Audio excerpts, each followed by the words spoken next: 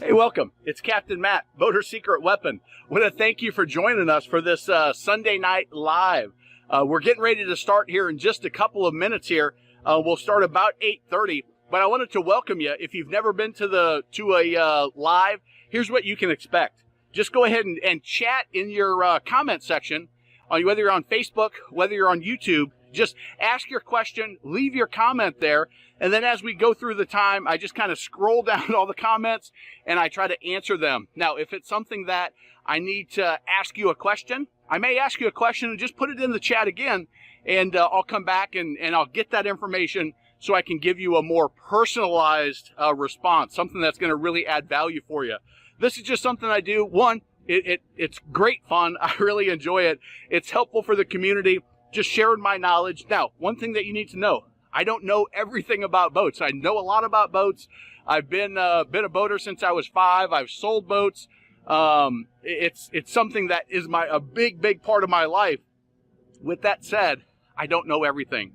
Matter of fact, sailboats, have zero experience with sailboats. Bass boats, very little experience there.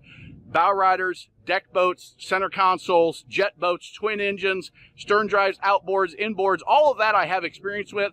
And if I have an answer, I'll give you my best answer. If I don't have an answer, I'll try to give you a resource that will be valuable for you. If I have an opinion, I'll try to give you that opinion, but let you know this is what I think, not what I absolutely know. So I look forward to it. Here's a little video intro that a subscriber made for me. Thanks, Bo. And we'll see you on the live when it kicks off here in just a moment.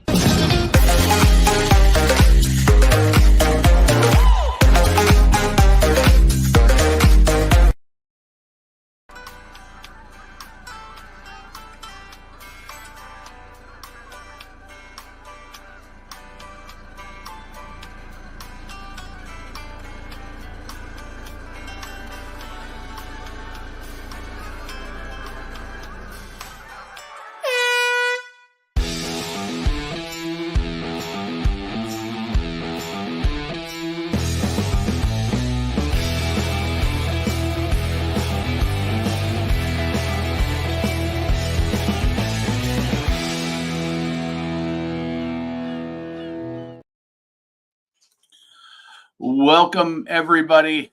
Captain Matt, Boater Secret Weapon, and glad to have you here. Thanks for joining us. I'm trying a different camera setup, so bear with me here.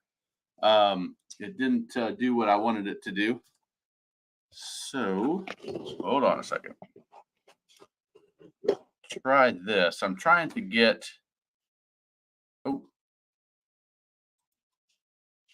Trying to get a better angle so I can see my screens easier, but I don't like how this looks. But anyway, we'll see how it goes. It looks kind of funky, like you're looking up at me. All right, we're gonna do this. We'll go up there, and oh well, that's as good as we're gonna get it tonight. Ray, how you doing? Good to have you. Put your comment about the 98 Nautique in the comment section, and I'll take a look at that. See what you had to say. Bo, how you doing? Brock, good to have you. Let's see, 7 more months. Hopefully, the $10,000 investment was worth it. I hope as well. Let me know where you're looking, and if I can make a recommendation or referral to you. Give me kind of a few and some areas that you're looking, and be glad to help if I can. Ray, good to have you from Indiana. Hey, listen. You got all that knowledge. You'll be able to put it to work. There, I guarantee you, there are places looking for good technicians. So just go in, prove yourself, and you will be sought after. You just have to find the right fit for you. Rob, good to have you. Jerry, what are the upsides and downsides of indoor climate controlled winter storage versus shrink wrap? Um, yeah, I mean, indoor heated is best. Like you can't beat that because what you avoid is you avoid the downside of outdoor storage, even shrink wrapping, which is the constant temperature changes. If you think about your fiberglass, you know, you you freeze, everything contracts, it heats up, it expands, and you've got that happening day and night, and then swings of up there in Maryland, you get the swings of temperature from in January, you might have some 50-degree days, you might have some 0-degree days in that month. And so any moisture, and there's some, right? You can get as much out of it as you can. You can put your dry rid, you can put your drying agent in, you can do everything you want, but there's probably some water somewhere that is going to freeze, and that's going to expand and contract as well. And then just everything is going to expand and contract. Is it a huge deal? Probably not. If you do a good job of getting everything dry and don't have much in there, it's going to be okay. But it can over time can cause like maybe some little spider cracking in the gel coat, because if you think of that gel coat as really thin and really really hard, right? It's a really hard surface, and it can cause something to crack, and it's usually where the cracks will happen is where there's a screw hole through. Regal, for those that don't know, Jerry's got a 28 Express Regal. So the most likely places where the cracks start is where you've got a screw hole through the gel coat, because there's little micro cracks already at that hole. Now, somebody like Regal, they may score it before they drill, which is going to limit or eliminate the micro cracking. A cheaper manufacturer is they're just going to drill right through it, and that's going to cause more spider cracking. And then what happens is that spanning, contracting, spanning, contracting, the flex when you're on the water hitting the rough chop. One of those micro cracks starts, they get past the screw, and now you've got little spider cracking all around the gel coat. Not structural, just cosmetic, but that freezing, warm, freeze, warm, freeze, warm can cause that problem. Now, the downside of indoor climate control is cost. Like, it's better, but is it better enough to justify the extra 5 grand for the summer, or 10 grand, whatever it is up there, compared to shrink wrapping and putting in the yard? That's the decision that you're making, is the cost versus it's a little bit harder on the boat. So those are and you don't have to pay for the shrink wrap. But I see you just said, um, shrink wrap my boat last season. Um, how dirt, yeah, that's the other is the no matter how good you shrink wrap it, you still need to have it ventilated. So you still have your vent caps, and on yours, you've probably got some vents throughout, as well as maybe your zipper door entrance if you have that. And that's going to cause dirt, and the I don't know what yard you're in, but there's a gravel lot somewhere. Maybe even your boat's in the gravel lot. Like, they're almost none of them are all paved or blacktop. It's probably gravel somewhere, and that's going to get the dust going. And because they're vented, because you'd rather have it dirty than moldy, right? So you don't want the moisture to be trapped in there, from the condensation of the temperature changes, and then you get the dirt. Now, that's a good cleaning at the beginning of the season, which you're going to do anyway. It just might be a little bit more dirt than if you kept it indoors. But even indoors, it's going to get some dirt in it. In a climate control system, they probably have some filters in, and it won't be nearly as bad. But there's still going to be dust, and maybe a spider got in there or something.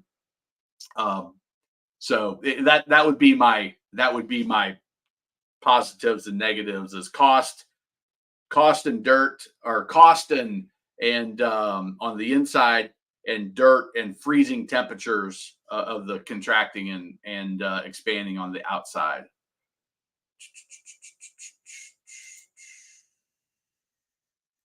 All right, let's see.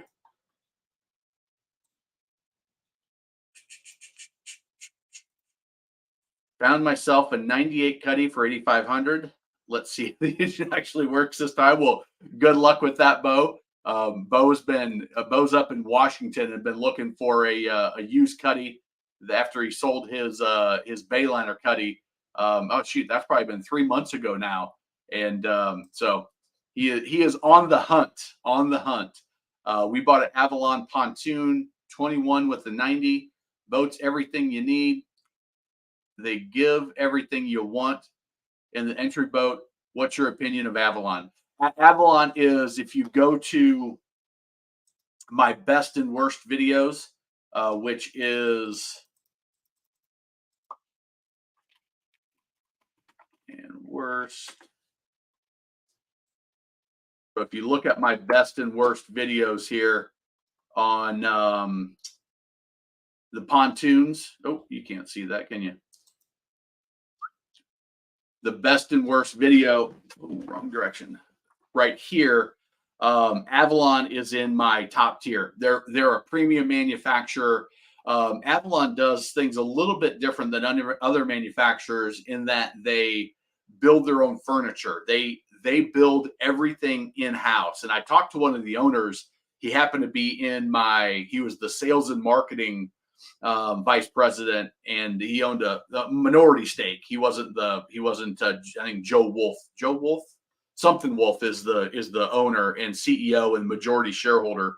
But the guy in my captain's class was talking to him about it, and he said their business model is to fabricate everything in house because they feel they can do it cheaper than buying outsourced, and then they also have the quality control of it. So now that they do things different. So if you look at their seating is all custom built with framing, whereas most people are buying rotocast seat bases. They may upholster them. They may cut in the speaker holes in different spots. They may put different seating pads on it. But yeah, Avalon does a really nice job. And what is their entry level, their value model? And it's Avalon pontoons. And this goes the same for Tahoe. So Avalon and Tahoe pontoons are identical.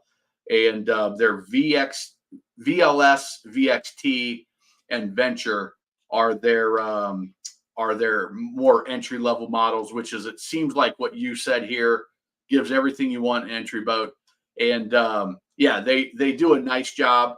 And if you are not looking for a ton of speed, that 90 is a good value. I mean, you can get a lot of value on that boat and have a nice little cruiser. It's got enough speed. It's much better than a 50, but keeps the price down. Even jumping up a couple thousand to the 115 is a great setup. So yeah, Avalon, good solid pontoon, and as always, Benoit, it's the dealer. So even on that 21 Avalon, they're a premium builder. There's something I'm sure that's happened in your first year, or there will be something that comes up that you'll have to go to the dealer for some assistance, and that dealer is going to make or break your boating experience. And as long as you've got a good dealer, Avalon is a solid brand for sure. Let's see, Billy. Welcome, Billy. I don't recognize your name here. Is a 17 Chaparral SSI a good enough bow rider to buy, or need a higher end Chaparral? It depends, Billy. I don't know anything about your situation. What I can tell you is that the SSI is the old H2O, which is their Chaparral's more value model. So I put Chaparral in the premium tier. So if you look at Chaparral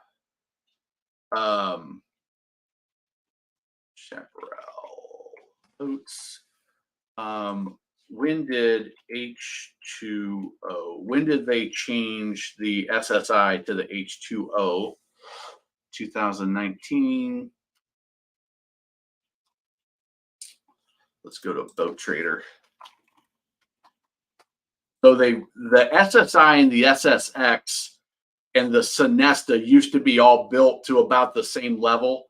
Well, I take that back. The SSI was a little bit different than the SSX, but the H2O they put in kind of to create a value brand. They scaled it down. They made a fish and ski version of it, and it looks like the 17. I might be able to tell just by looking. 17, 16. Okay, so 13. Yeah, so what it's going to depend on, Billy, is the quality of build is good. I'll put the H2O SSI in the mid tier for Chaparral. So it doesn't have the appointments. It doesn't have the upholstery is a little bit scaled back. The interior is scaled back. It's still a good riding, solid boat. Okay, so don't get me wrong there. It's just, but when you look at the interior, it's not as, I'll call it luxury, plush, whatever you want to say. But what's more important than that are two things. One is, are you going to be happy with that? So do you need to have the everything being upholstered and everything having the ergonomics and the curves and just the looks of it? The depth of it is a little bit different. So if you look at the SSX, it's a deeper boat. It has more freeboard. It's heavier, which means it's going to ride better in rough chop. So is that important to you or not? Where are you going to be boating? And then even more important than that is, what's the condition of the actual 2007 SSI that you're looking at? So how well has that been treated? How well has it been maintained? What's the gel coat look like? It doesn't have mold and mildew that started in kind of in those cracks and crevices and down in the parts that are more likely to be dirty and stay wet and allow the mold and mildew to start. Those are the things I would be most concerned of. Once you say, yeah, I'm good with it being a mid-tier type boat, a good quality mid-tier boat. If that's good, then is this SSI 2017 SSI that I'm looking at, is it been well taken care of? Does it pass all of the tests from the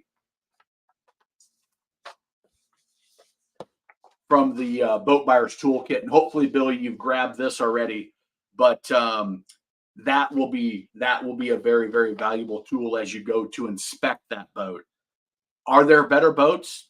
Absolutely. You could do Cobalt, some of the Regals, even the Chaparral SSX.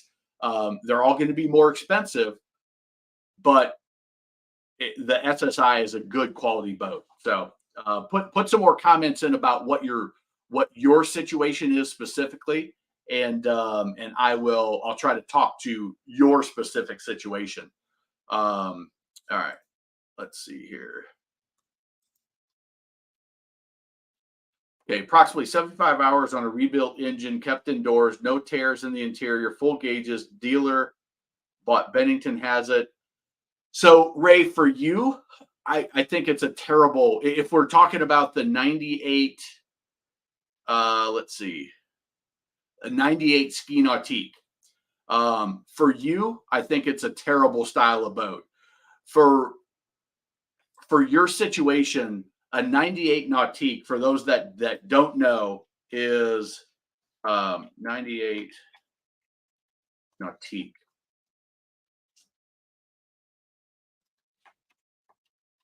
1998 Nautique for sale.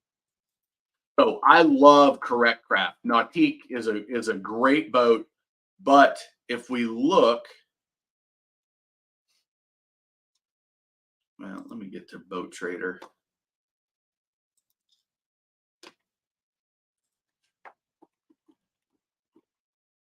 Boat Trader Nautique. So I don't know specifically what model, but it is an awesome looking boat.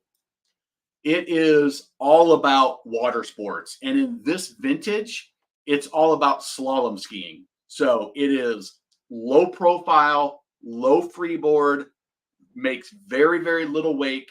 The motor's in the middle of the boat. So we'll see. You can see right here, that's the motor. So your interior space is very, very limited. And it's an inboard, or it's a direct drive. So you've got a shaft on the bottom from here to there. You can see the propeller kind of in those weeds there. That's not a much better view. But what that means is,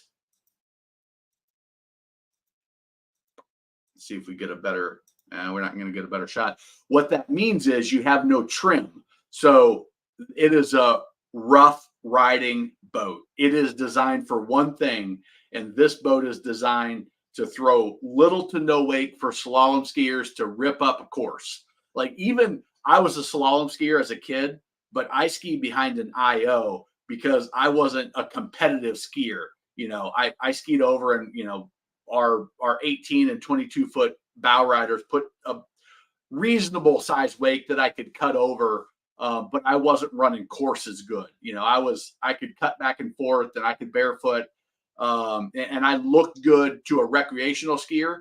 But if you put me in a tournament, I would have been outclassed in a heartbeat. But this is the type of boat that a competitive skier would use. And it's not going to be good for fishing. It's not going to be good for rough water. It's not going to be good for just cruising, in my opinion. So I would say that style of boat, I would say, is not what you're looking for, unless you've got somebody that I'm not aware of that is serious about skiing. As a matter of fact, I'll tell you a story. When I was selling boats, I met a lady. She was a realtor, Pam Smith, in our area. And she said, Matt, I went to ski school and I love slalom skiing. I'd never done it before. I got real good. I want to become a better slalom skier.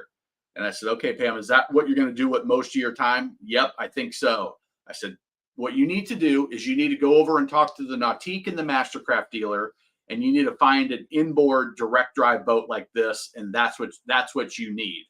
So she went over and talked to him, and then she came back and she's like, you know what, Matt, I'm fooling myself. I'm 65 years old, and I want to slalom some, but what we're really going to do is we're going to take kids out tubing, and we're going to go for cruises, and we're going to take clients out to look at houses on the lake. And I was like, okay, the boats I have can do that, but skiing, this is the boat you want for skiing. So hopefully that helps you.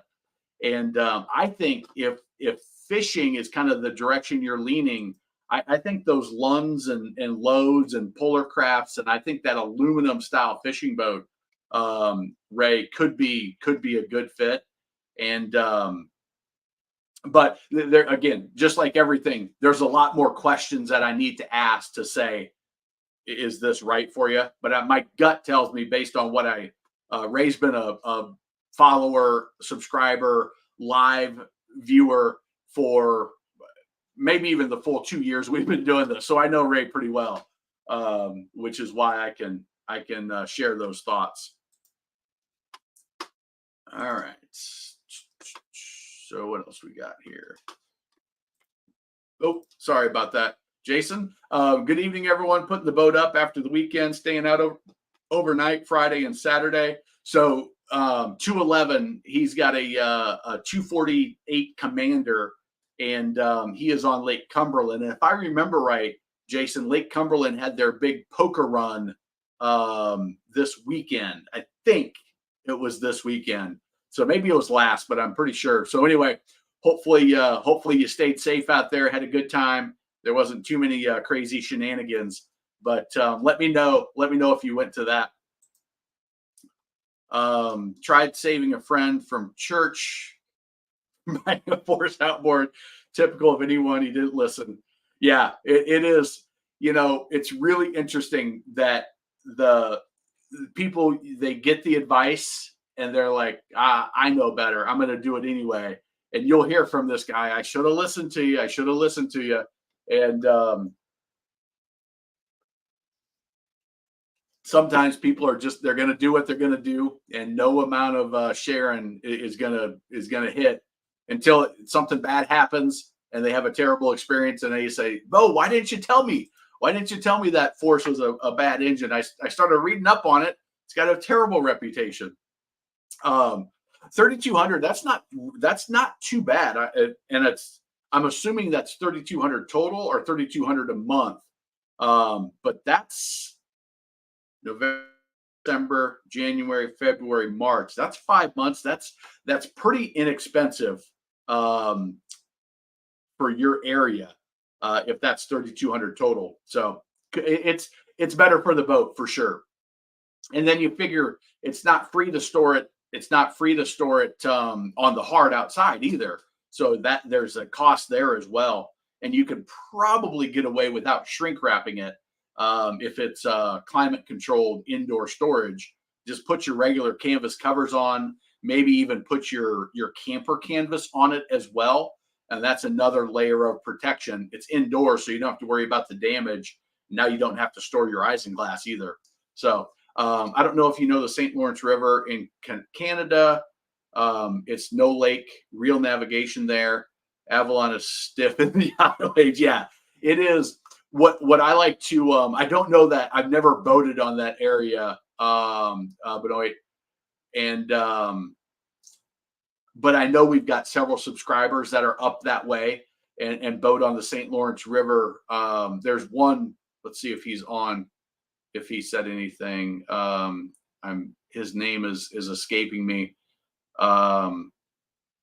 But anyway, we've got some subscribers that boat up that way, so I know it's a heavily traveled section. And yeah, that's great that you've got it's a solid built boat. And that what I always tell people is it's the under construction. It's what's from the carpet down that's going to determine the ride quality. And Avalon does a great job of that, as good as almost anyone. Actually, very comfortable staying on the Commander front lounge seat, good for sleeping. Not too, it's not too hot. Yeah, that's the way. My gut tells me that Jason was at the poker run if he was staying on his boat. So I know the feeling. Live on the Columbia River. Let me tell you, it's not for the new boater. I've heard maybe it was even Bo that said that those white caps, strong currents, nothing to mess with. Like the all over inlet. That's what we need to do is get some cameras out there, Bo, and start showing that. Show all of the different boating environments that are challenging, more challenging than just going to like Lake Wylie where I boat.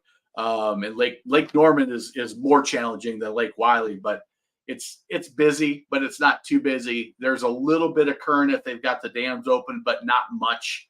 And it's pretty simple compared to the coast or to a river that's got real current. Then you add the commercial traffic and the big yacht traffic, and that's another level of challenge that not everybody has to deal with. Let's see here. What do we got? Billy, wife and I would like a really nice bow rider. Too many choices out there. Can't keep up. Models aren't much less than some newer models. Yeah, it's interesting, Billy, because if you look at the production of boats, the number of boats produced, there was a high in 2007, 2008. And then the financial meltdown happened and production in boat sales just dropped off the table, like cut 50% almost. And then it slowly 2008, 2009, 2010 were flat. 2011 ticked up, 12, 13, 14. So it's still up until this pandemic era, we never got back to the level of production like they had back in 07. Okay, so there, you'll find a lot of 07s and 08s on the market. Then you won't find many 2010, 11, 12s. And then if you're looking at a stern drive SSI or a stern drive bow rider, that's when stern drives really dropped down and people started buying pontoons. People started buying the jet boats. People started buying the wake boats. Matter of fact, one of my most recent videos is one of my most recent videos is this one here. Our stern drive's dead. And latest. Why is it just showing lives? Videos. That's what we need to be. Our stern drive's dead. This video right here. And pontoon, our tri-toon specifically with bigger horsepower, jet boats, wake boats, and center consoles all started pulling market share of the stern drive bow riders. And so they made fewer and fewer of them. And so even though production went up, the number of stern drive bow riders went down. And so you just don't find many of them out there. And if you look at market share numbers now, like they build 5, 6, 7,000 of them a year compared to in 2007, they were building 60,000 a year stern drive fiberglass stern drive bow riders. And so it's had a really big change, which means that you can't find many newer models, 5, 6 years old. You just can't find them out there because they didn't build many of them. But yet that's a popular boat for folks, and it makes that 5, 6, 7 year mark is, hey, it's really tempting just to go new. If you go back to like 07, like a buddy of mine did, he bought a 236 Chaparral, but it was in 07. It was right before, like, I think 08, they moved to the SSI and the SSX, but it would be equivalent of the SSX, I would say. But there's a bunch of those older models out there, but the price point's way down. So I don't know if that's helpful at all, but that's why you're finding what you're finding and not finding what you're finding. Okay, the VSL is that Avalon, and I hope I'm saying your name right, but Benoit is what I'm saying because of Benoit Benjamin, that is a basketball player, but it may be Benoit if you're up from French Canada.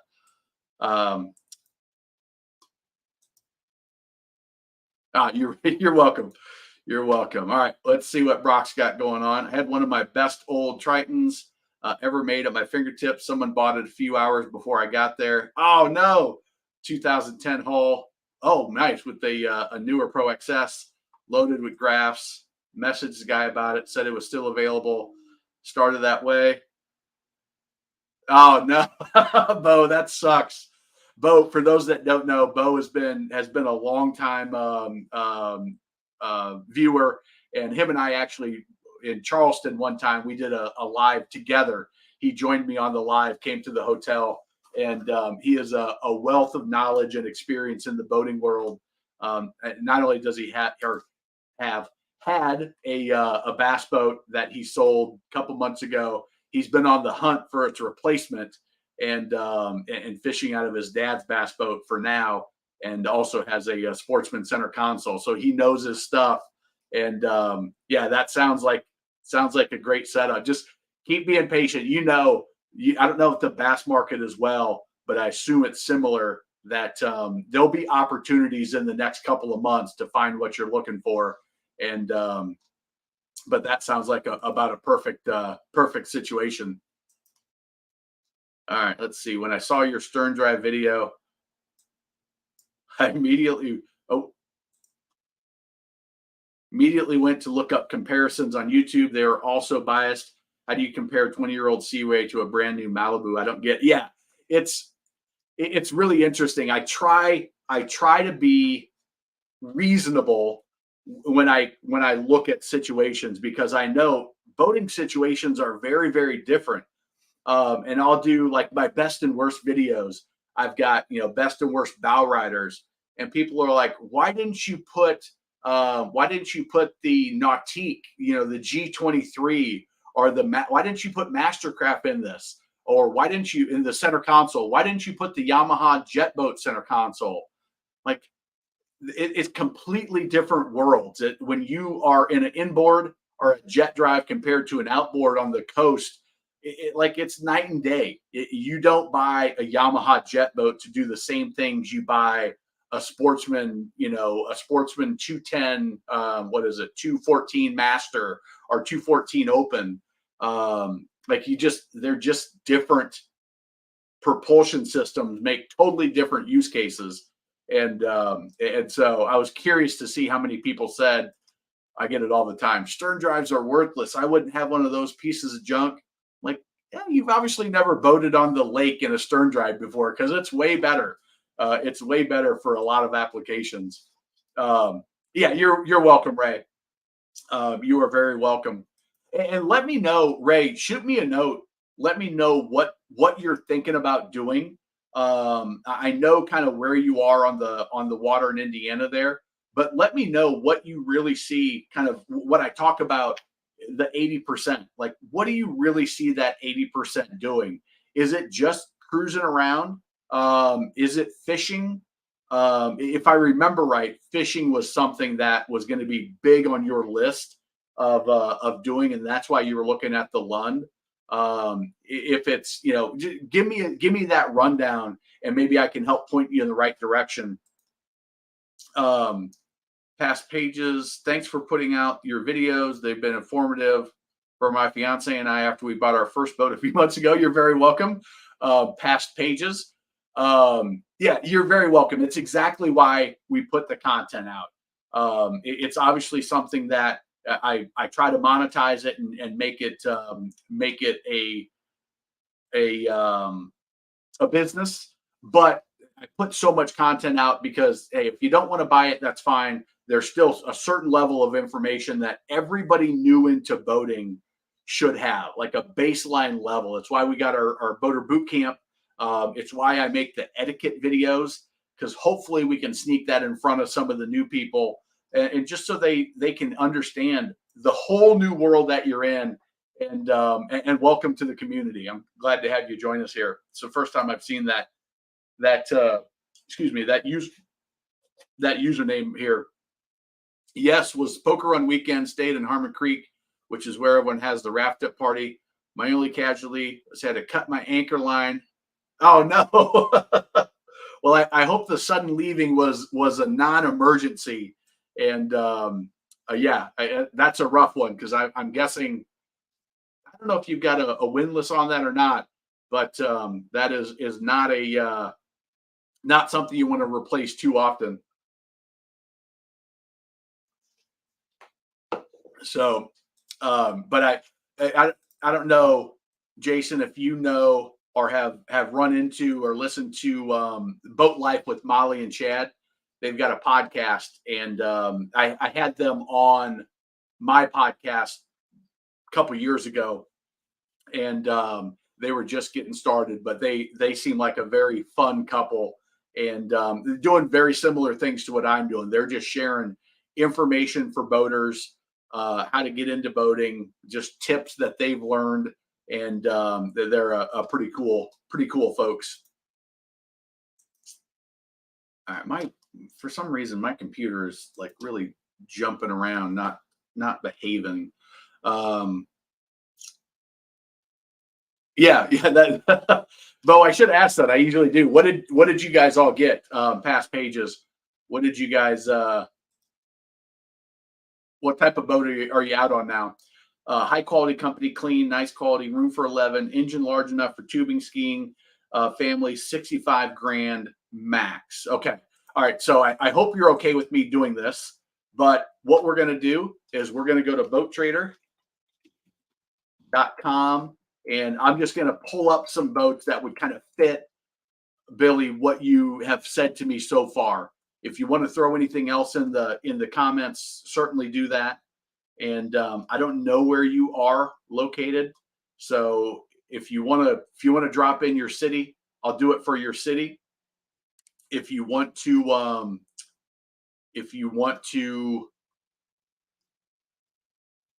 just let me search in my zip code, I'll do that as well.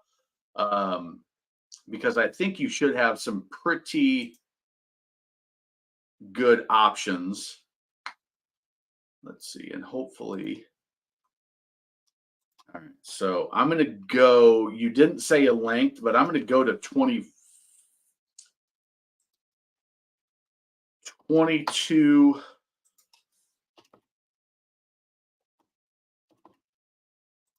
Wire. Maybe I'm not going to do this.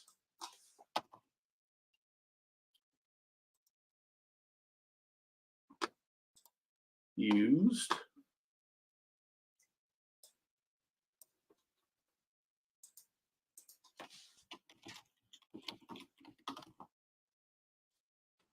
All right, I've got a serious lag in my typing, so I don't know exactly what's going on here. But we're still going to try it. I like shopping for boats for other people. That is fun for me. All right, so we're going to go used. We're going to go minimum length. I'm going to say 23. Let's see here. 23.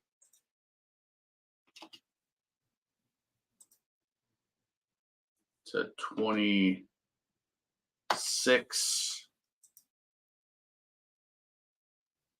All right, this isn't gonna.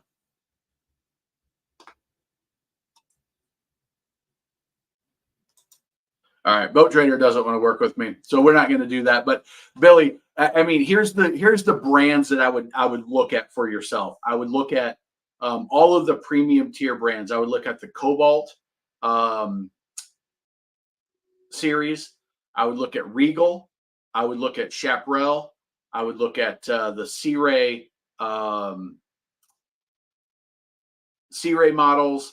I would probably look at maybe Four Winds would be up there, and those are the models that I would look at for tubing. If you've got the 300 horsepower on anything that's 24 feet, 23, 24 feet and above, the 5.0 liter, the 260 horsepower is going to probably work for you with the 21 to 23, unless you're putting 11 people on the boat. If you truly are putting 11 people on the boat and half of them are adults, then you want to step up to the 300 horsepower for even the 22 plus. I would go to the 300 horsepower if you can find it, but 23.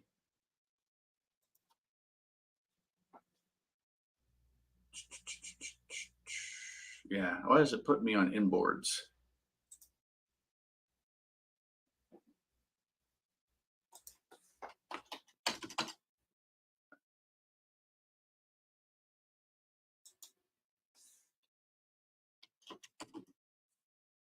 That's crazy, driving me crazy. But that's where I would stick. I would stick in that ballpark. Let's see if I can get this to go. It's super delayed. And engine type. I'm going to go stern drive. And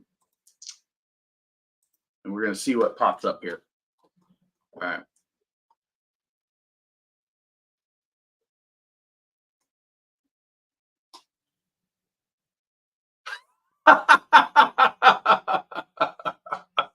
Herb, I'm sorry. Do you need me to take that one down? Hey, what I say is stern drives aren't dead. But I will. I'll keep them. I'll keep them to a minimum. I did. I'll tell you. I just went out and shot a whole bunch of new videos. So I'm scheduled out till the end of October, I think. So nothing new on stern drives that that I'm sharing. So I'm trying to think. Yeah, you're good. You're good. So there's nothing else that that should catch you. All right. So if we look at, we're going to go back. We're going to go back. Let's see. For Jerry, we stored our 22 Crown Line, outdoors, Connecticut trailer kept cockpit cover, simple frame. Yeah, yeah. It's again, most people are going to store their boat outside. That's why I was shocked that it was the price that it was. All right. Um, okay. Billy says 80% playing and entertaining. Huntsville, Alabama. Okay, so we've got 24 boats to look at here. So let's take a look. All right. So this Regal LSV, I don't know if you're saying playing around and entertaining. You probably don't need the tower. That's an option that is it makes it more challenging for storage. And it's kind of it can be a hassle for some. It looks sharp, like the 250 SLX. This is one of my favorite boats. This is in Beaufort. That's probably been in saltwater. So I would stay away from saltwater, Billy. In your market area, there's going to be some. If you go too far one direction or another, you're going to end up in the Gulf or the Atlantic. And so make sure you're sorting out any saltwater boats. This 246 SSI, that's going to be a super nice boat. The Sundex, I used to sell Sea Ray. The Sundex are going to be a great option for you. The 240 is a really solid boat. The 260 is super roomy. So that if you're okay with that rounded bow, versus like on Sea Ray, the deck boats are rounded versus like a Chaparral or a Cobalt or the SLX, the Sea Ray SLX. It has you can almost see on that Chaparral, it's got the more pointy nose. I think that looks better, but the rounded nose gives you a little bit more room in the front. And for my girls, we take a 240 sun deck out on Lake Wiley, and my girls love to jump off the bow. There's a textured surface up there. There's a beach boarding ladder. It's my girls can get up on it deep water, but I can't. Like you got to be pretty nimble and to get up on that. It's made for getting up on the boat if you pull up on a sandbar. But that could be a great one.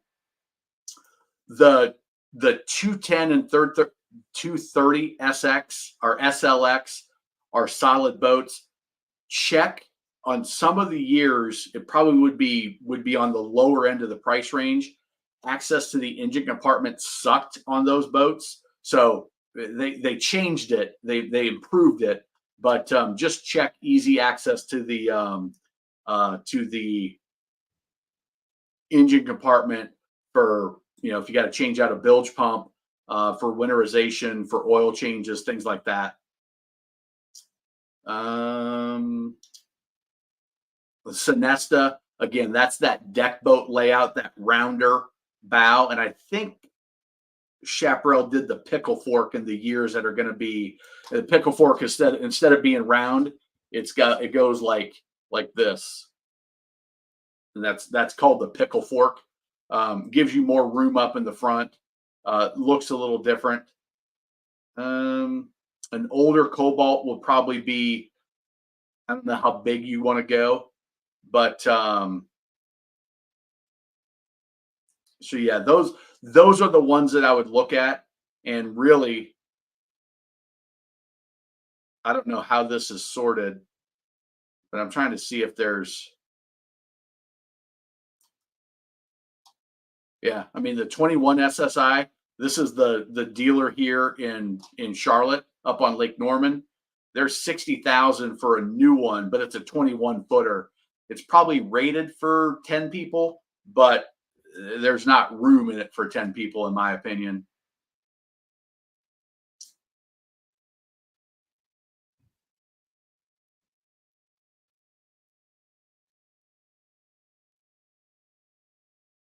Monterey is a mid-tier. So anyway, hopefully that helps you give you an idea of what's out there. This is up in the Carolinas, so I'm just outside Charlotte, but that was a 200-mile radius of us. So Lake Kiowee, Singleton's a pretty good dealer. They're a big dealer group. that I think they probably got some down by you in Huntsville. All right, so let's see, Ray. Question: I'm by myself most of the time. Tri-tune was a handful. Ski to teak, not a good idea. Stern drive John boats. Yeah, that would be like, here's the thing. When you're running a boat by yourself, I think what's most important is the ease of handling around the dock. And what I mean by that is being able to get from one section to the dock, with have your dock lines all set up so you can get tied up. So like something that's like, if you talk about a stern steer John boat, unless it's a flat bottom, it's going to be a little bit tippy, right? So depending on how your balance is doing now, that's something to consider. They're not as easy to move around on. But if you look at something like let's see, at 18-foot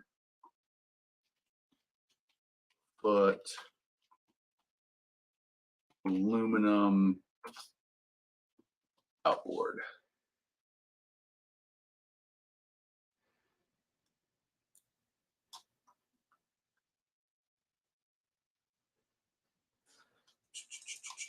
And I'm just going to go to Crestliner for no particular reason other than I know they'll have it. So you're going to want something that's going to have some comfort to it. So having seats that are going to be comfortable, but I think on your lake, something that's kind of the modified V, which is, it's really stable. It's got nice casting platforms. I'm not sure how comfortable that will be for you. And you didn't mention fishing, cruising and fishing. Okay, there we go. So cruising and fishing, that could be a nice setup. If you go just a touch bigger, that's what I was saying, 18, because I think that's going to give you some more comfortable seating for just the cruising.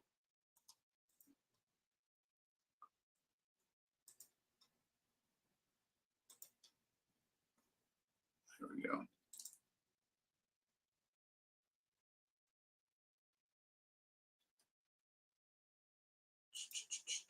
I think that would be, I see something like this and I think, okay, that would be something comfortable. It's going to be easy to handle. It's still a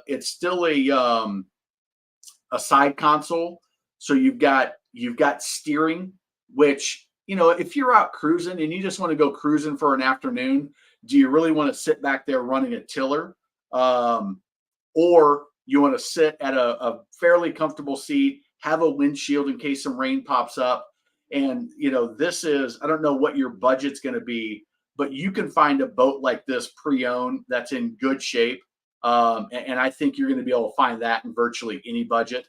And I know you're not going to be going out in anything real rough either. So, if we look at,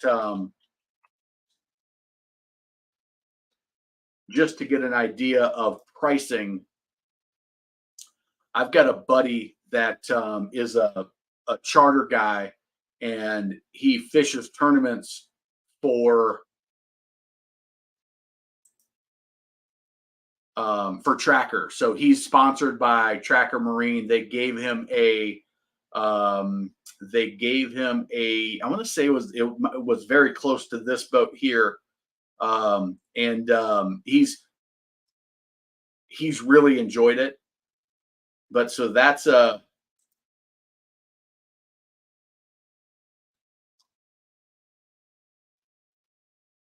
32,000 boat motor trailer.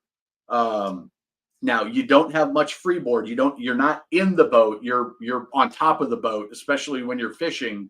So how comfortable are you with that versus something that's a deeper V, like the Lund that we had talked about on another call?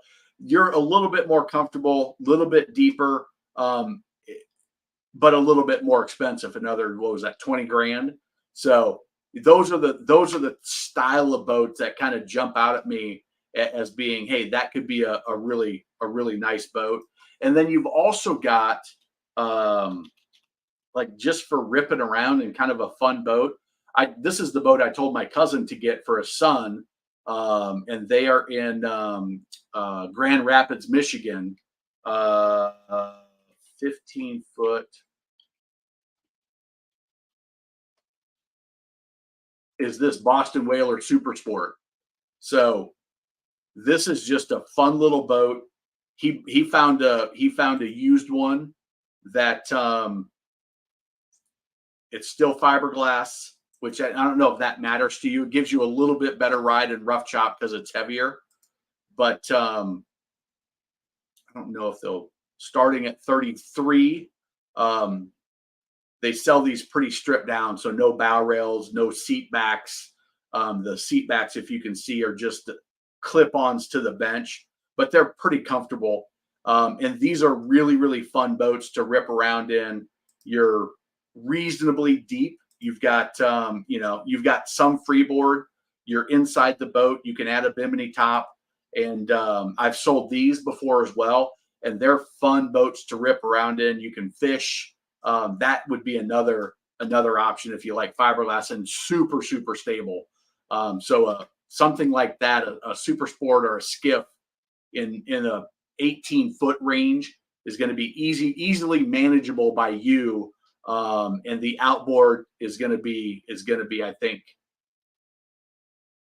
a less expensive way to go for the way you're going to boat. I don't know if you have a lift. I think you kept your pontoon in the slip, if I remember right. But that's another interesting boat to kind of do some research on.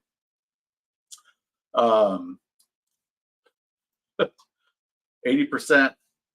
All right, let's see here. Honestly, I get the demand for V drives because the rise wake surfing.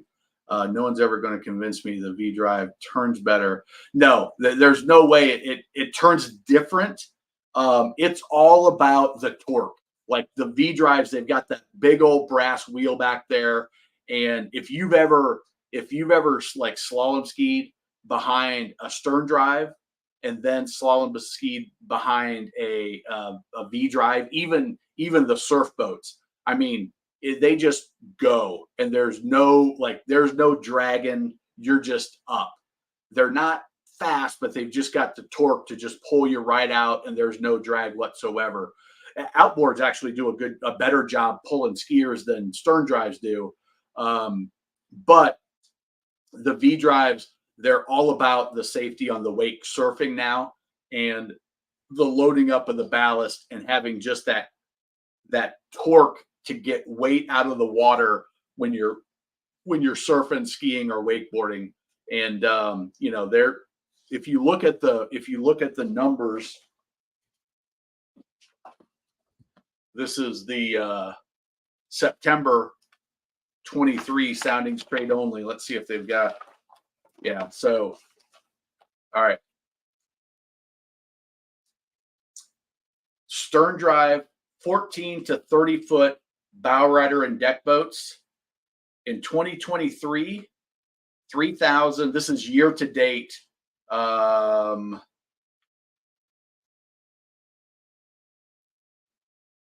June, year to date, June. There were 3,000 in 2023, 3,019, 3,793 year to date in June for fiberglass stern drives. And then if we look at wake boats, 5,394 in 2023, 7,567 in 2022. So double what the stern drive market did. Stern drive bow riders versus wake boats, and most of them are V drives now. There's a few direct drives that have the center engine that are slalom ski, but that might be, if there were 200 built, I would be shocked if it was that many. So that's interesting. But it's all that pull, and it's also now it's the cachet of having a nautique. It's really interesting that, well, and you probably, most people see it on their water, that those boats, a big chunk of them are being driven by 17, 18, 19, 20, 23-year-old kids that are out with their friends. And all they know is that their buddies have a Nautique or a Malibu or a Mastercraft, and that's what they tell mom and dad to get.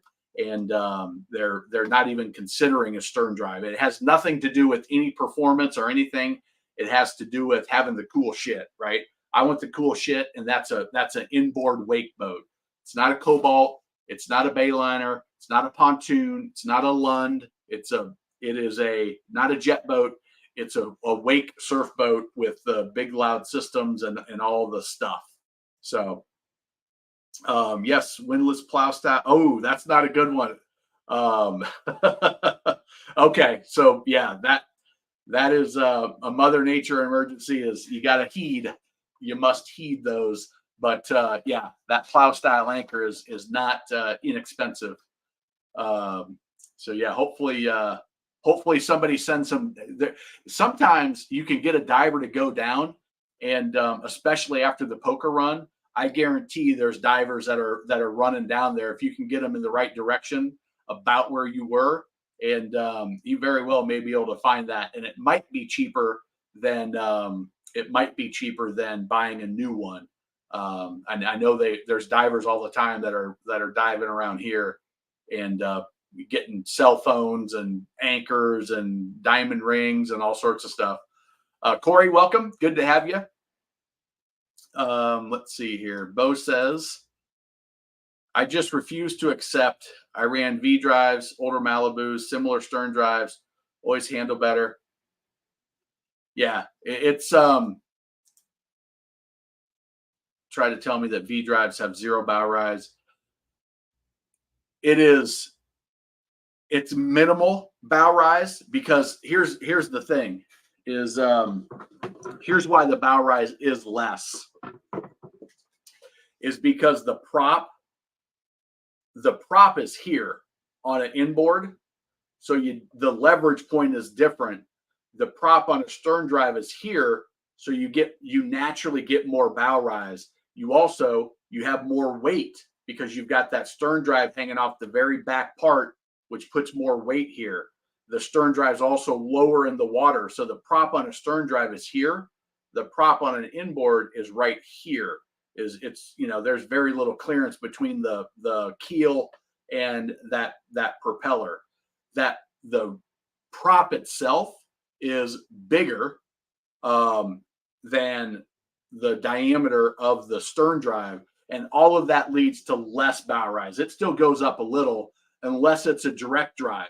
The direct drive, the motor's right in the center of the boat, so that thing just goes zip and it's up and going. I mean, it goes a little bit, but it's really just taken off. That's why those are used for slalom skiing more, and they're used for barefooting, because they just go. The barefoot boat's either a direct drive inboard or an outboard that just, the boat's light as hell, and those things just take off like a rocket. If you're doing deep water starts or dock starts, that is kind of what you need. By the way, Sea Fox has year-end sales now. Yeah, I think we're seeing a lot. Let's see if Whaler's got anything that they're, before we jump off here.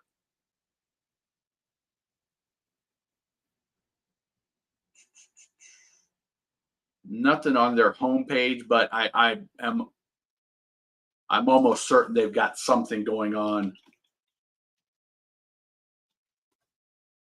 Sea Fox has, whoa, that is not Sea Fox Boats. Sea Fox Boats.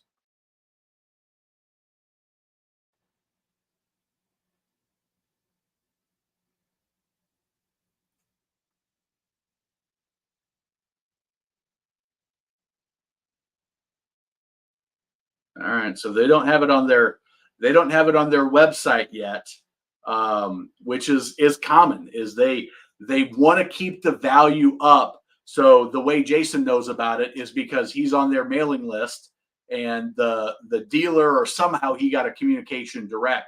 they're not mass promoting it yet. So if you're in the market, if somebody's shopping for a boat, so like Billy, if you're like, man, I would really like to go new, it's kind of tempting, is go to those manufacturers that we talked about, find the local dealer, and just put an inquiry in on a new boat. And if they have any rebates, you will then get added to the mailing list and find out, or go request a brochure. So most of them will have a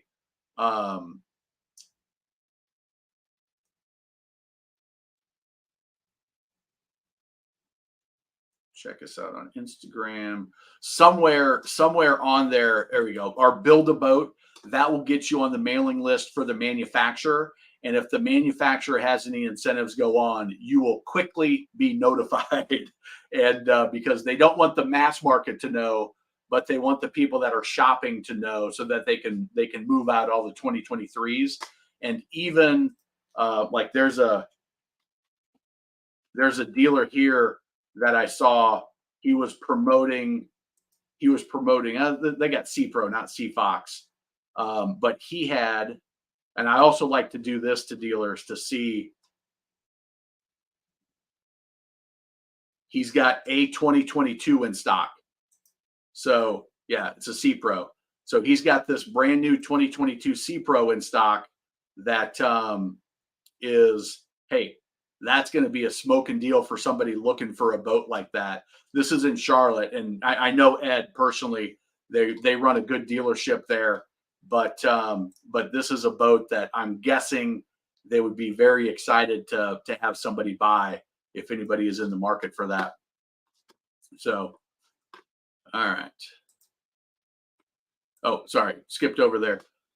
Parents, mostly kids. Okay, so the weight's not an issue. I was just thinking, if there's 11 people and 6, 7, 8 of them are adults, you're going to need to get the top end motor that you've got for good performance. Tried BS V drives being faster. Yeah, V drive. There's no way V drives are faster. They're more torquey. They're better out of the hole. They're less bow rise. But a stern drive is almost always going to outrun them on speed. They might get going a little bit faster, but the stern drive will quickly overtake them, and they'll almost always top them out on speed for sure. Yeah, 100%. You're right on that one. A matter of fact, those $200,000 surf boats, like their top end is maybe 35. That's it. Like that's their top end. And it's the same thing on the cruiser. So Jerry's Regal Express cruiser with the twin Volvos, that's going to be a faster boat than if it had. They're not going to put inboards in a 28, but like a 34 with stern drives is going to be twin stern drives is going to be faster than a 34 with twin inboards or twin V drives. It is going to be faster. You're 100% right there.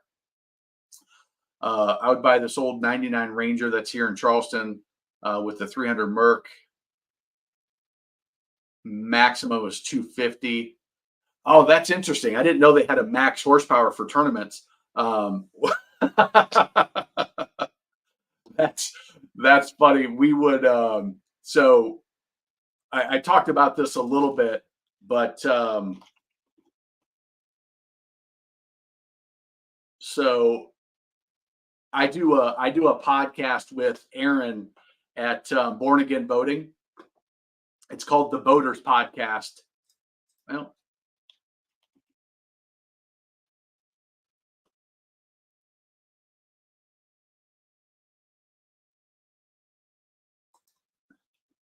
the Boaters Podcast. There we go. So this is Aaron from Board Again Boating. If you don't listen to that channel, or you don't watch his stuff, it's awesome. He's a technician. He's super knowledgeable. He's a really cool guy, and he invited me to be the co-host with him. But we talked about I think it was on this one, worst boats we've ever driven. We talked about in Florida. In Florida, what they do is instead of going from I've got a 300 and I want it to be a 250 for tournaments or for lake restrictions on some of the horsepower restriction lakes, he said what they do is they've got a 200, but they go and they print out the 450 racing sticker and they put those on the boat. He's like, that's crazy, super common down in South Florida. He's in the Keys, he's in Marathon, and I just thought that was so damn funny that that these guys are, um, I'm thinking you want to get around horsepower restrictions, so you're going to go smaller. And he's like, no, these guys can't afford the big ones, but they want it to look great for the girls, and so they print out the big ones, and then they just go sit at the sandbar, and nobody knows. But that was a pretty fun conversation. That and if you listen to podcasts, you can get it on Apple, Spotify, wherever. Check it out.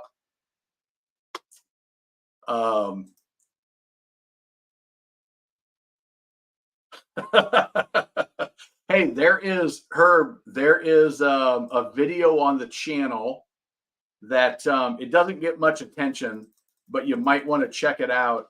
How to sell your boat. How to get the highest resale. That's more on. There you go. It's how to sell your pontoon fast for top dollar, but it'll apply to you, I think, Herb. But yeah, check that out about how to get, talking about pricing and whatever. And there's also one on trading. I think you were thinking about getting a different style, if I remember right. I still have money to repower. Yeah, that I like that idea. That but I mean,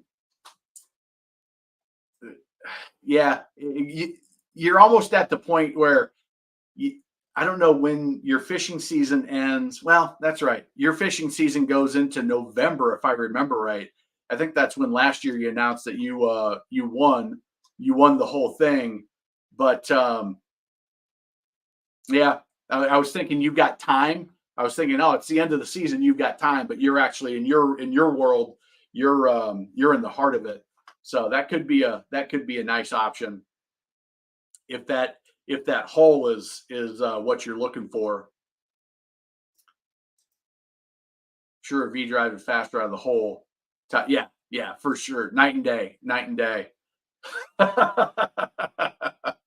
Bo, I know you get a little excited.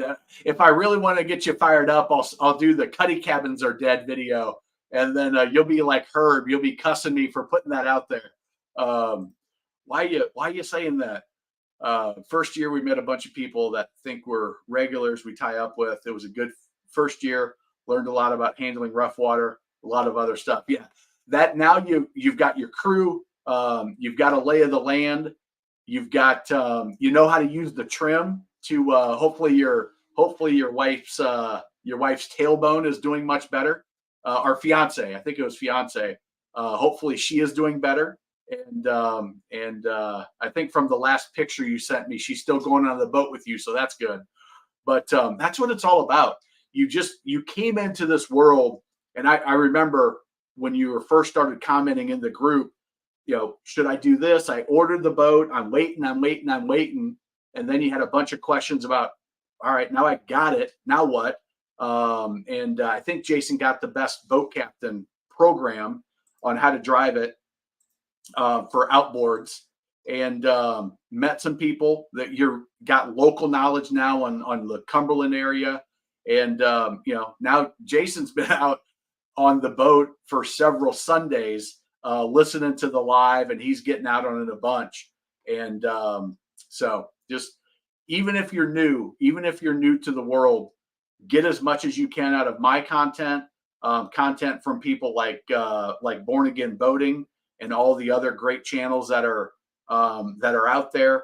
Talk to people locally. get that knowledge and get started, because I'm assuming Jason would tell you this, that it is well worth it. That it's not perfect, but it's an awesome time, and it's a lifestyle changer.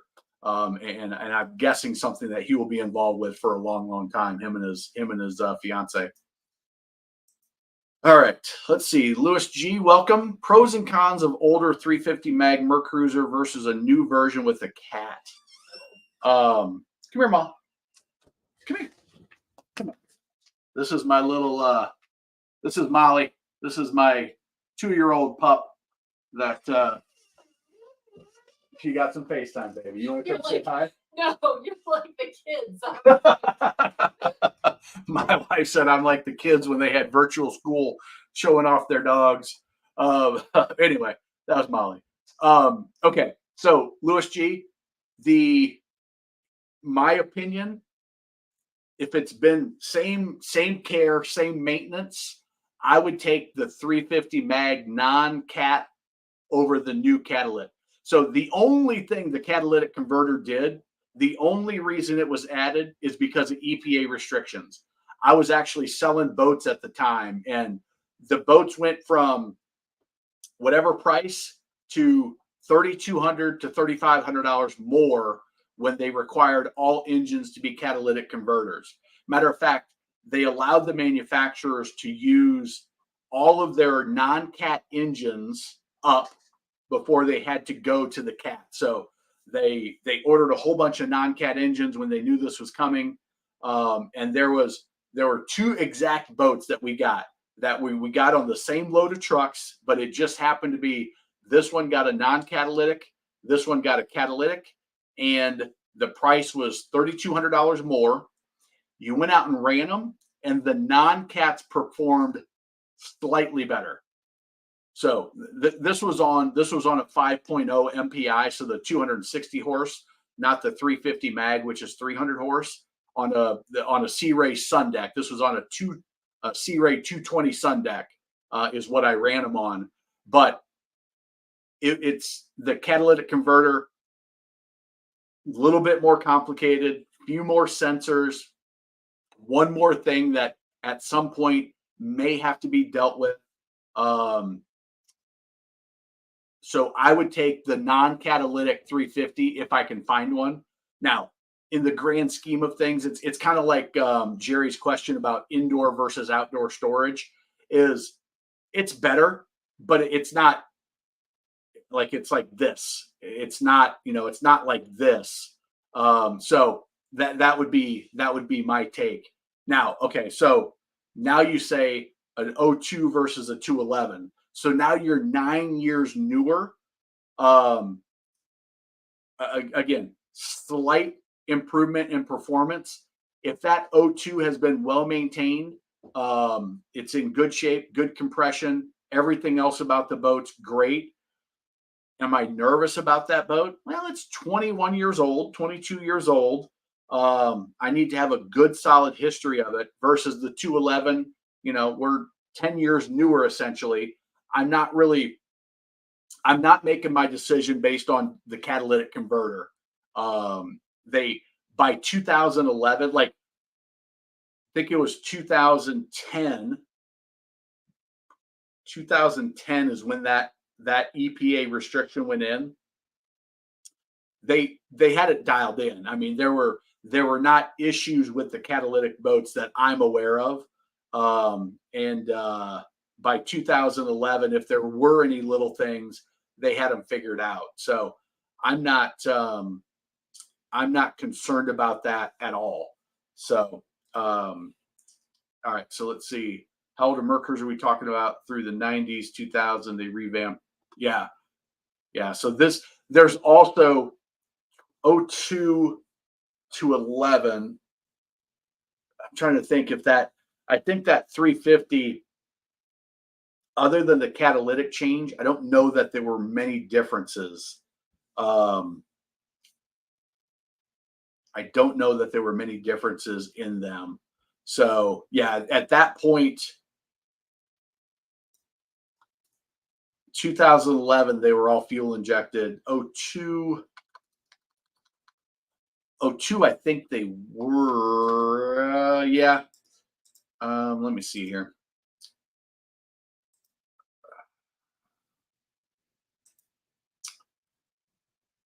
Get me where I want to go here.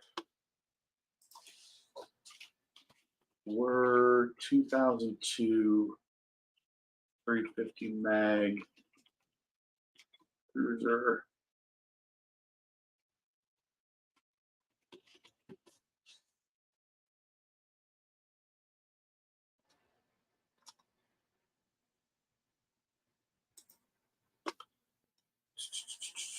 '96. Okay. Direct injection. So yeah, they were okay. All right. So Louis G, hopefully that helps. That's kind of the way I think about it. The MPI is built more for performance and speed. TKS built more for economical cruising. Yeah, the TKS is turnkey start, so carbureted versus multi-port injection. Those catalytics. Yeah, it was like I said, it was 3,200. I remember it specifically because I sold a customer the boat, and I was like, hey, they're identical. This one's $3,200 cheaper. Here's why. Which one do you want? And then we had to have the conversation of there's no value. Like, and let's get you this one, and then the next people that buy, that's all we got left. And so take advantage. And I sold the last one that was that much cheaper. I was like, it blew me away. And then when you ran the two, you're like, oh, it's not better. Matter of fact, it's slightly not better. So I didn't realize the resale cost of it was 2,000. But yeah, one more thing to maintain if you need to. Thanks for sharing that, Herb. I was not aware of that.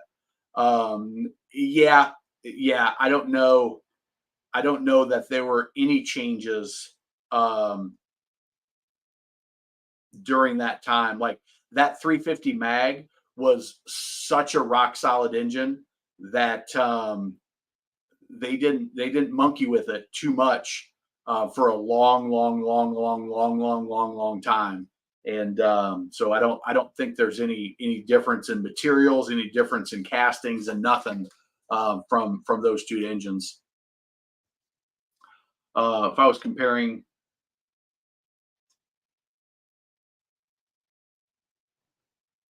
yeah, that's well. I don't know that there would be much difference on the gallons per hours. There probably is a little bit. I'm going to say,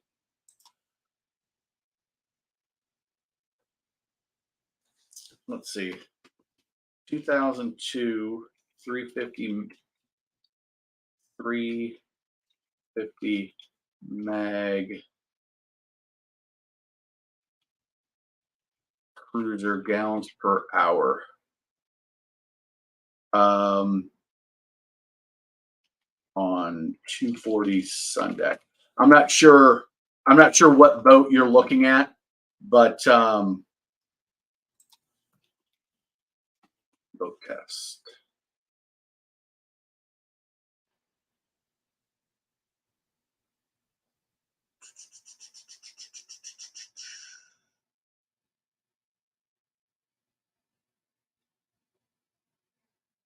I wish I would have kept my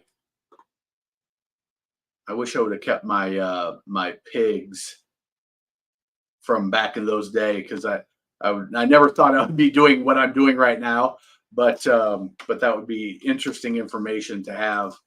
The product information guides that we got them on, like this is a new Honda one that I picked up from a Honda rep.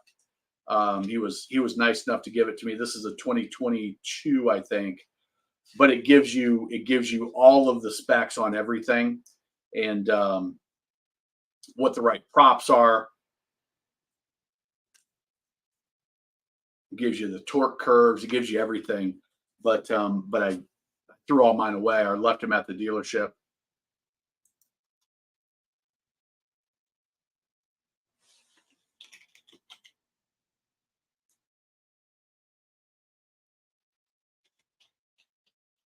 gallon per hour. Why is it taking me there? All right. Well, I may not be able to find it, but I'm going to say the newer might be a little bit more efficient, just because they probably had better sensors and better fuel control. But I don't know that for a fact. But Bo might be onto something there. You're welcome, Ray, for sure. Yeah, for sure. I was hoping I could find, if you go to Boat Test, and actually subscribe, you might be able to track that exact information down, what the gallon per hour burn is between those two. And they may have it on the specific boat that you're looking at, Lewis. I don't know that for sure, but I'm sure that they'll have it on a Sea Ray, and I know they put that on a Sun Deck. So if it's a comparable boat, it's not going to be much different. Good to have you. Quiet night, just listening, and that's fine too. They can be reused a few times as long as you don't damage them. Removing them, tennis years, close to replacement. Okay, interesting. Something to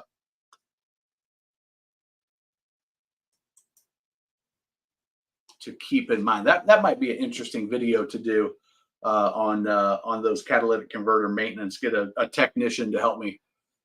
That's why I'm really excited about getting to know Aaron a little bit, to maybe do some collaborations on technician videos with his expertise. Although he's an outboard guy, being down in Marathon, 99% of what he works on is outboards, and he's crazy knowledgeable about those. He's also, if you go to his channel, Born Again Boating, he's been doing it for a long time, and a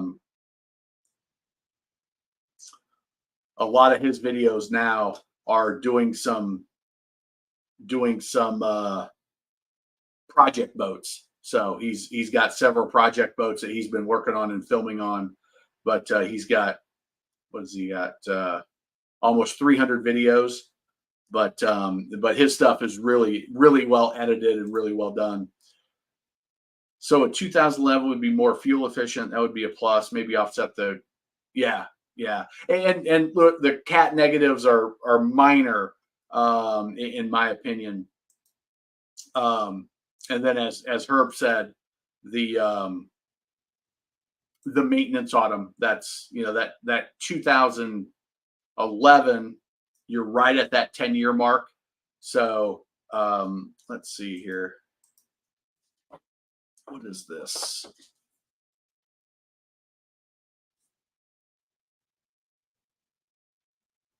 Yeah, I've got a manual this is for an 07 350 mag, but I don't know if the gallon per hour burn would be in here or not.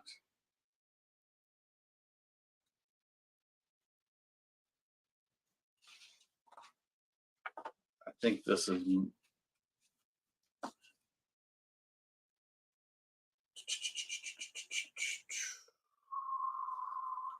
warranty specs, fuel rating.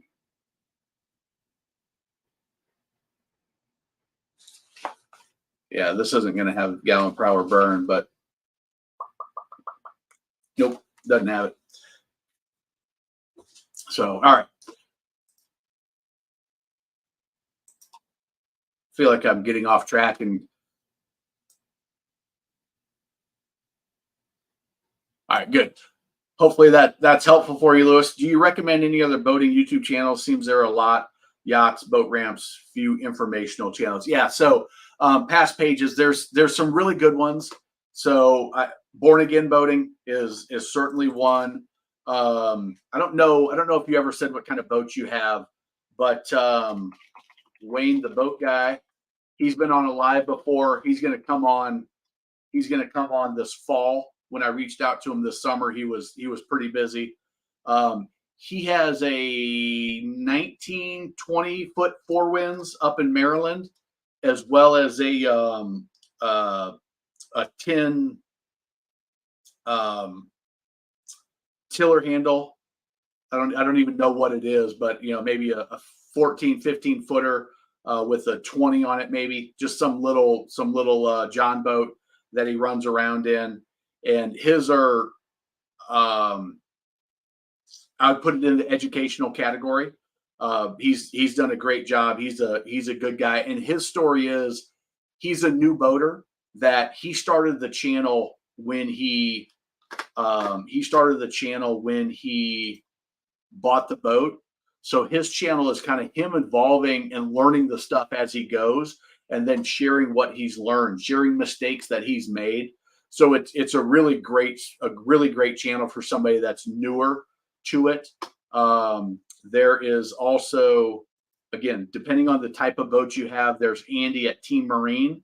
He is a way bigger personality than I am, but he is also a technician.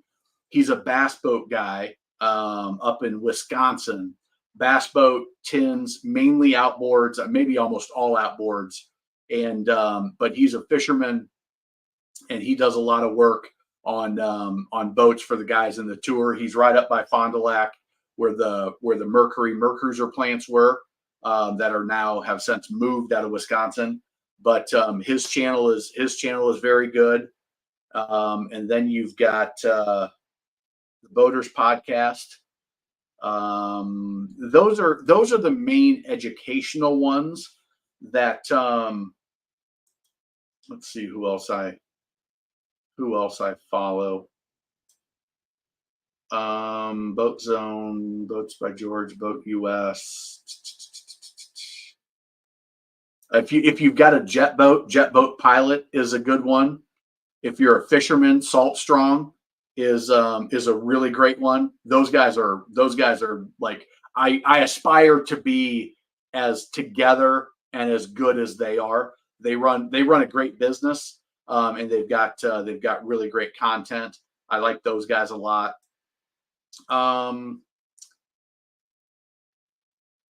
Those are if you're a surf guy, what is her channel? Lens Cove Lessons in Boating. This is a dealer up in Canada, and I just blanked on his name. Anyway, he's the owner of the dealership and marina up in Canada, and he does a great job with his content. Chantel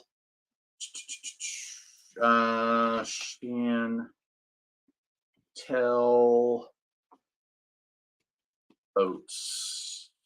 Let's see what hers is called. Chantel Boats. She is a salesperson from Idaho, maybe somewhere over that way. But they sell surf boats, and she does a really nice job with content on inboards, and she does a great job. But I think she got shut down doing some of the how to compare this boat versus that boat from either her dealer or from the manufacturers, because she had a really, really good comparison video that she was just honest about it. This is my boat, and this is what's good about it. This is where weakness is. This is the competition's boat. This is what's good about it, and this is its weaknesses. It was a super video, but that's the last one she's ever done. I think they said, all right, you can only say good things about us. You can't say any good things about the competitor. But she's got some good content there as well. Those are the ones that really jump out at me. That are, there's some that are cruiser focused that you can find. What was that? Aquaholic. What is it? The Boat Life. Diane up in Maryland, up on the Chesapeake. She's got some good stuff. Aquaholic. Ask Captain Chris is an awesome one if you're looking to run a big boat, and like doing the loop and stuff. He's got some really great content there. So anyway, those are some that I like that are out there. You really got to pick your poison with either one. I think that's back to the 350 mag. Let's see. Past pages. Thank you very much. He just made a contribution, which is always appreciated. Thank you very much for that. All right, let's see. We're coming up at 10 o'clock. How long have we been doing this? Hour and a half. All right, so that was the boating YouTube channels. Saints, you really got to, okay, there we go. Now I'm back on track. Yeah, just did a survey on the 211, working with the mechanic, checking out the engine before I buy. Smart, good job. That is the way to do it. Catalytic situation caught me off guard. Yeah, it's just strictly EPA driven, and I wouldn't be concerned about it. Once you build and price it, shows you, okay, there you go. Yeah, they want, what they don't want to do is they don't want to devalue their boat for people that are just shopping right now and that are looking to buy next May, because next May, if inventory levels are at the right level, there will be no rebates, and that money comes directly from the manufacturer. How reliable are boat history reports? So, Martin, they are as reliable as they can be. So, Carfax, I've got a video on it. Show me the boat facts. So, here's the thing is, and I've interviewed Caroline Mantell from Boat History Report. I know her, and I've known her for, probably 10 years or more. But they have as much data as available. Is it perfect? Absolutely not. Here's the thing that they do get. They have spearheaded the legislation to require all insurance companies in the U.S., this is U.S. specific, to report claims to a national registered database. Okay. So that has just gone in. I think it was last year is when that went into effect. But they have data feeds from DMV, from the DNR, from the Coast Guard, from insurance databases, from all of these different places. Some states is better than others. Some states' data is more accessible than others. Some states have requirements, other states don't. So if you go and you listen to, this one was done a year ago. This one was done a year ago. If you go watch those, I think Caroline shares some of the states that they're have the highest level of coverage and that they have the lowest level of coverage. So what they might not have is they might not have a small insurance claim that was never reported. Like that data just isn't out there. But if it's available, it's on their report. So here's kind of the way I describe it, because I've got a relationship with them that if you buy it from my link, I get like $20 or something like that. Okay. It costs the same to you, but that's their cost to advertise. And they said, hey, if you can drive business to us, then we'll pay you $20. I had another company that said they would pay me $50 for the same thing, but their data wasn't as good. So I'm like, no, I'm not. The $20 is nice. Like this is my business. This is how I make my livelihood, pay for the dog that's sleeping behind me and do pay for my house or whatever.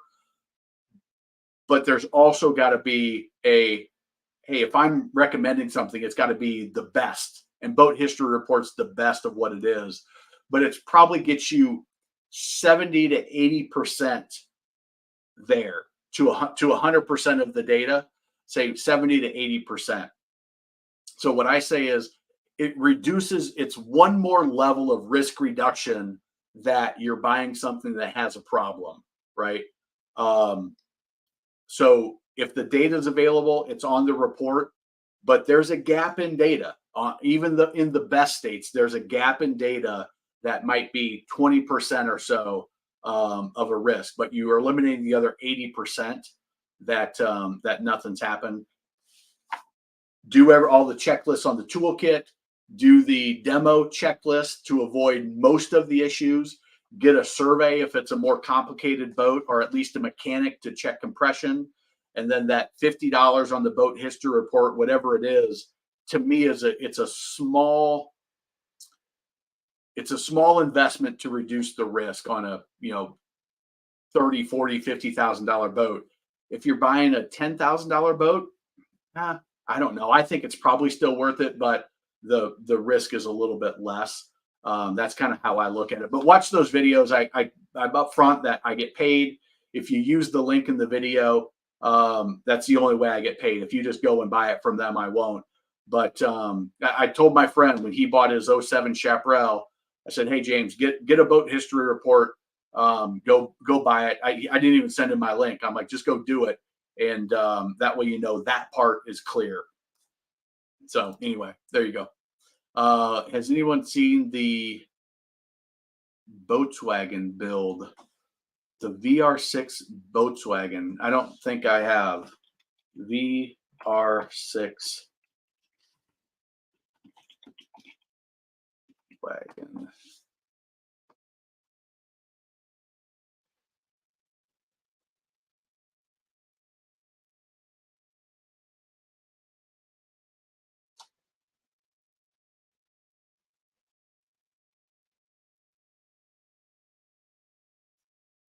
No, I'll have to look at that. I don't know anything about what that is. I'm gonna sweep that over here to my watch after the live section.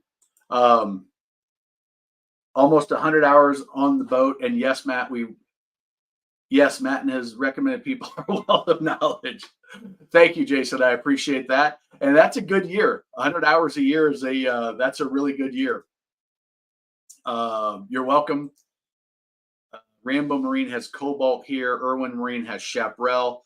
Rambo Marine is part of One Water Holdings. So they're a big, solid dealership. Irwin Marine.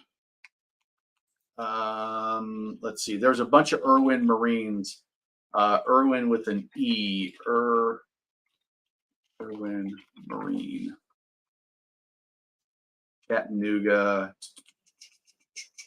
I don't know them. I don't know Irwin, and I don't know Rambo specifically, other than I know they're a part of One Water Holding.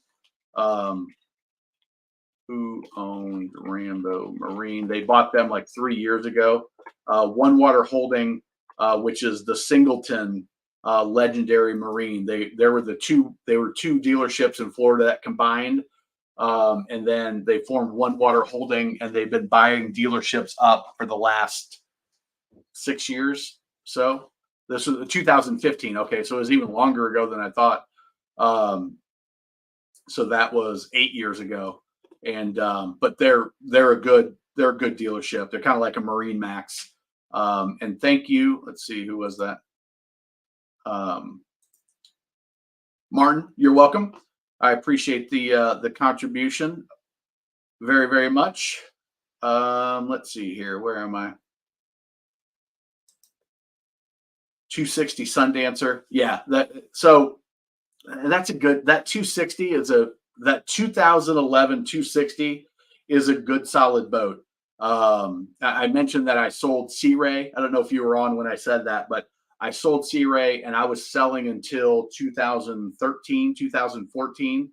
So I've run that boat, and it's a solid boat. Make sure, well, you've got a survey. You've already done. You just said you did the mechanical inspection. You've done everything you need to do.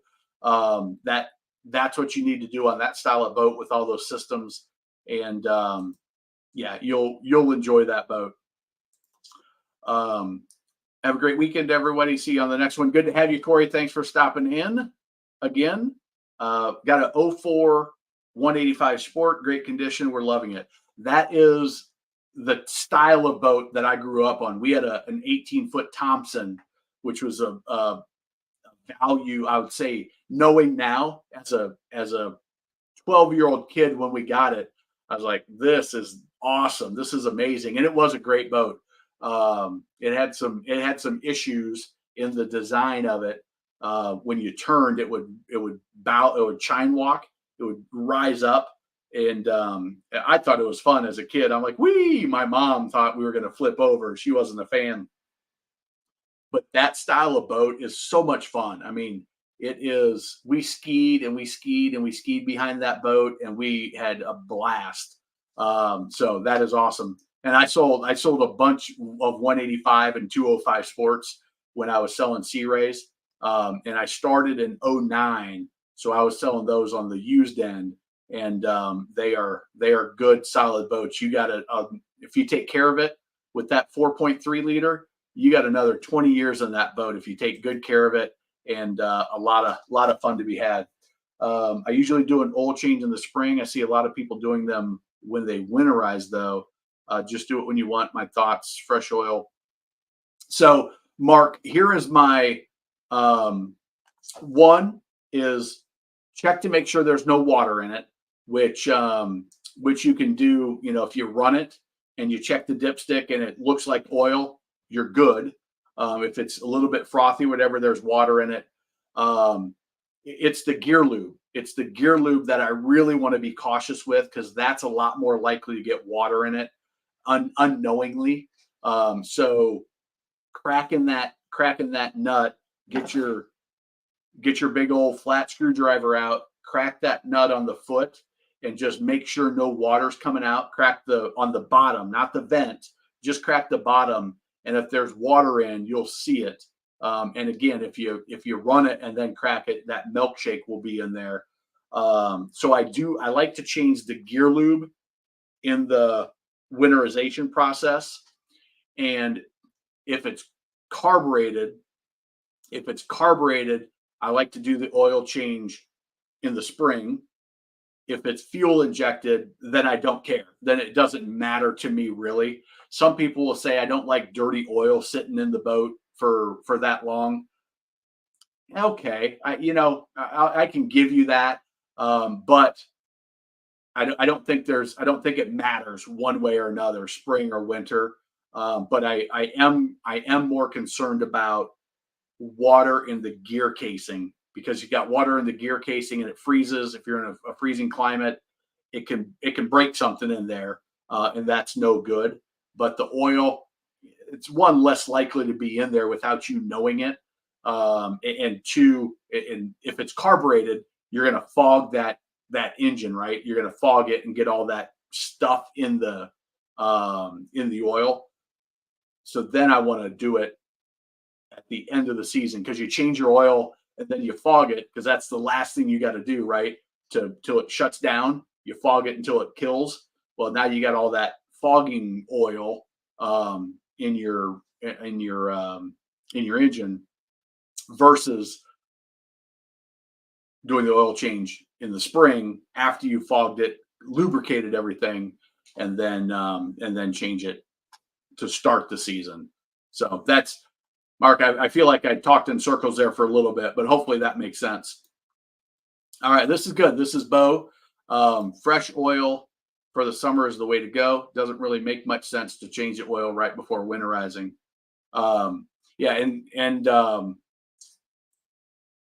Mark, Bo is a soon to be marine mechanic. So he's going through the Marine Mechanics Institute, and this is the kind of conversations that they have, why and when you would do certain things. So that I would take that opinion with as a valuable insight.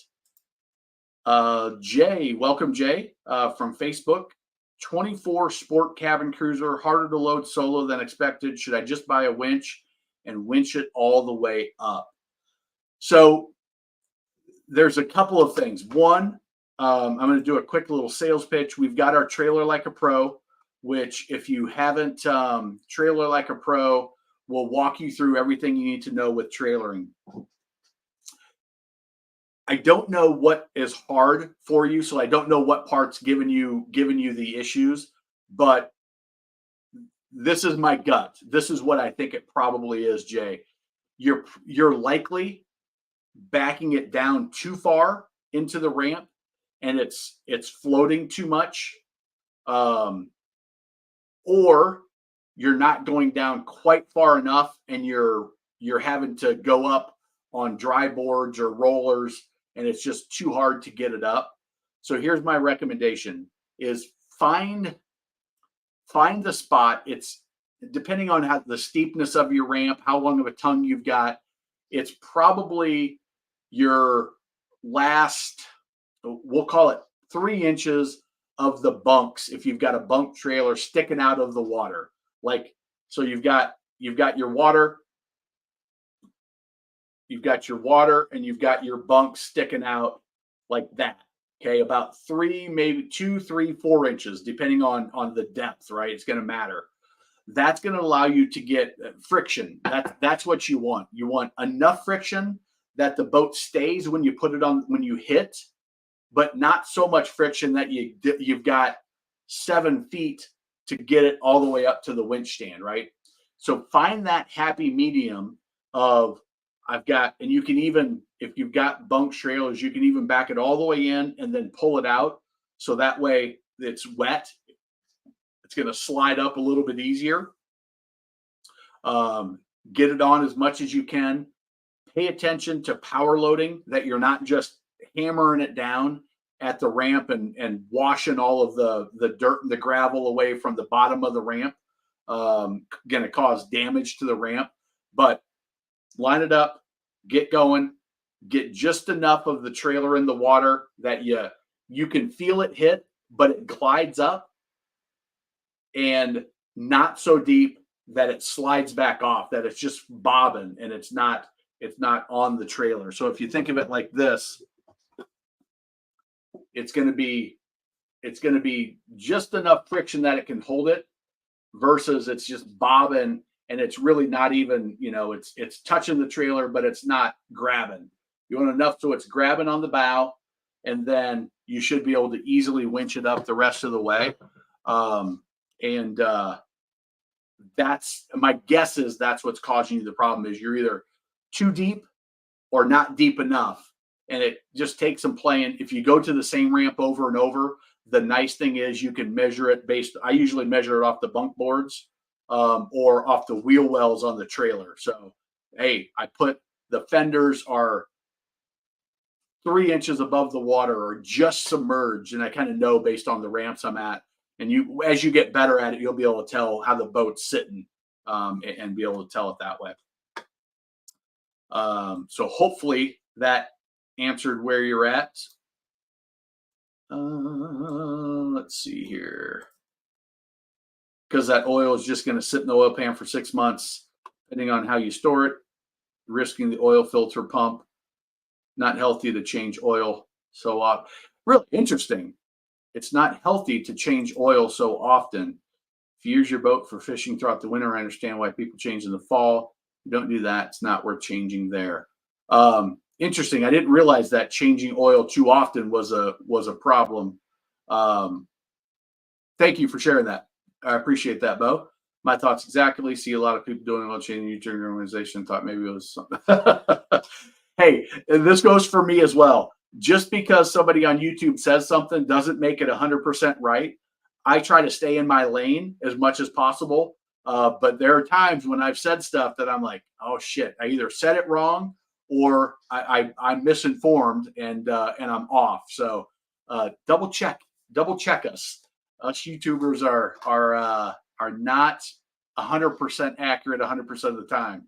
So I try to let people know when I'm talking out of school. Some people do make the argument that changing oil in the fall gets the bad oil out of the cylinders. It's just not true. That's all that oil is going to drain down to the pan, and it's just there. Martin, awesome. Thanks for the info. We'll check out the videos. Use your referral link to buy it. Seller accepted the offer. Congratulations. Make sure you do all the other inspections, though. The demo and all of that. Don't skip that because that's going to help. The boat history report is going to tell you if there's a catastrophic issue or if there's any funny business going on with fraud. It's not going to tell you if the guy ran it at the boat ramp dry, if he cranked it up before he put it in the water, or or forgot to turn it off. Forgot to turn it off after he pulled it out, something like that. Yeah, that would be awesome. I appreciate that, Bo. Thank you. And again, thank you to Martin and to the past, what was it? Past pages. That is very, very much appreciated. Let's see. Billy, you're welcome. Raw water versus closed cooling engine system, pros and cons. If you are in, Martin, I don't know where you are, do I? If you're in freshwater, closed cooling is slightly better because you don't have to worry about the contaminants, things like that in the water. But it doesn't matter to me. It doesn't matter. In saltwater, the closed cooling is significantly head and shoulders better because you're not pulling salt up into the manifolds and into the internal water jackets of the engine for cooling. You have a heat exchange. The raw water is coming up into that heat exchange. The antifreeze is running through the heat exchange to cool down, and then that's running through the jackets to cool the engine. So that seawater, that salt water, never gets near the engine itself. It's all running through the heat exchanger. So it depends. Freshwater, I don't really care. You can make the argument that the coolant is better for the system, and you're only bringing it through the heat exchange. I don't think it really matters. Saltwater, it's clearly closed cooling is better because it's that salt water. Yeah, Bo, right on schedule. Nice work.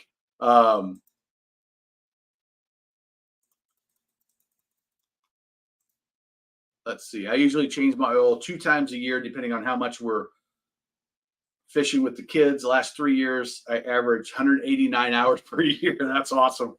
That I wish. Well, and it depends on how you use it. When you're fishing, you're probably running more, going from spot to spot, depending on how you're fishing.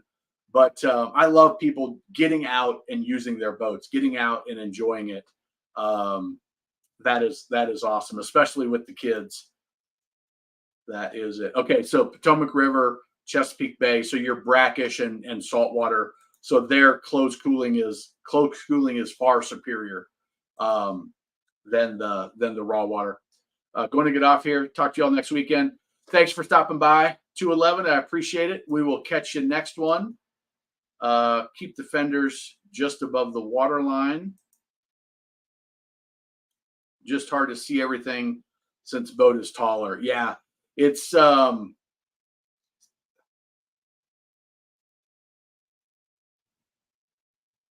yeah, just getting that sweet spot. And I don't know. I like this depending on what kind of tow vehicle you have. I like to get those little circle mirrors that are concaved and put them on the corner of my mirror. It allows me to see a little bit better. It's more for when I'm in tight quarters and like driving around the city and stuff. But I've got a truck, and so they're nice and wide anyway. They stick out a little bit, but those are helpful for me seeing better as to what's going on back there because it gives you more angles. But it's when you're changing lanes, I can see if something's back there a little bit easier, things like that. So anyway,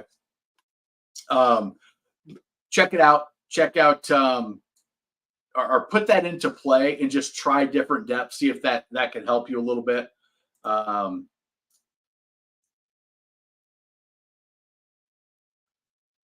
then if it's actually putting it on the trailer, like if you're having a hard time and you're missing the trailer because you can't see those bunks, one of the things that you can do is you can get like a flag. Just put it on the winch stand, put it on your truck, something that's going to mark the center point where you want to hit.